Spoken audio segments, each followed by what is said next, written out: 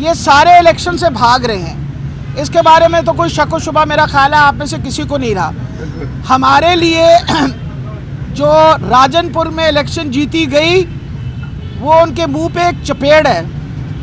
वो मरियम बीबी रोज़ाना खड़े होकर कहती है ना कि हम बड़े पॉपुलर हैं, तो वो पॉपुलर से उन्होंने 35,000 ज़्यादा वोट लिया, विच बाय इटसेल्फ इंडिकेट्स के। और अभी हम में से कोई नहीं गया वहाँ, और अब ना इमरान खान साहब वहाँ जा सके।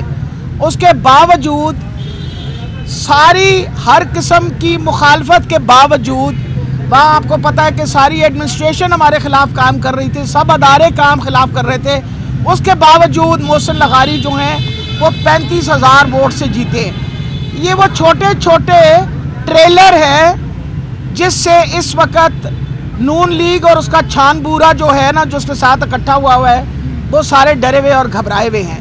लेकिन मैं ये बताती चली जाऊँ, आज इलेक्शन हो, कुछ दिन बाद हो, या तुम लोग जो मर्जी हीलो इज्जत करके जितनी देर बाद भी करते रहे, end of the day Imran Khan ने इलेक्शन जीतनी है बाय 2/3 मेजॉरिटी, क्योंकि पाकिस्तान, सारा पाकिस्तान इमरान खान के मौक़िफ़ के साथ है।